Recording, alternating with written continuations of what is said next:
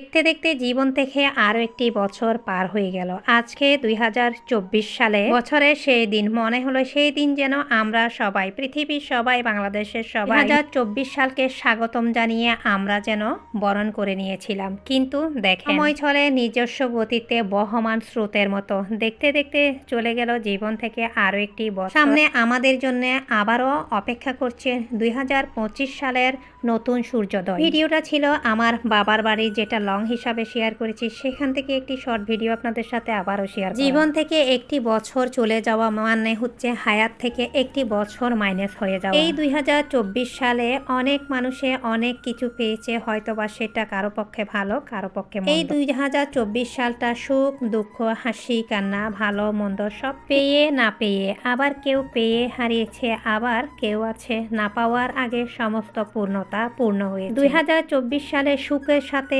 অনেকের জীবনে কিন্তু দুঃখ জড়িত। কেউ হারিয়েছে ভাই বোন, কেউ হারিয়েছে তার চাইতে বেশি বড় আপনজন মা বাবাকেও। কে কি পেল কি না পেল, কে কি হারালো কি না হারালো, পাওয়া না পাওয়া সুখ দুঃখ সব বেদনাকে ছাড়িয়ে আমরা যেন সবাই অতীতের কষ্টটা ভুলে গিয়ে ২০২৫ সালটাকে সুন্দরভাবে নতুনভাবে বরণ করার সাথে সাথে সবাই সবার সাথে ভালোভাবে মিলেমিশে যেন থাকি। যে কোনো কথা বলা অনেক সহজ, কিন্তু মেনে নিয়ে সে কাজটা করা অনেক কঠিন। সেই কঠিন কাজটাকে আমরা অতীতকে ভুলে গিয়ে একে অপরের সাথে মিলেমিশে যেন ২০২৫ সাল থেকে শুরু করে ভালো যে কোনো বিষয়টাকে আমরা আগলাতে না পারলেও মন্দটাকে দূর করে রেখে অতীতের সমস্ত গ্লানি ভুলে গিয়ে আমরা পাশাপাশি না থেকে দূরত্ব বজায় রেখে হলে যেন যার যার অবস্থানে নিজেরা নিজে থেকেই ভালো থাকি।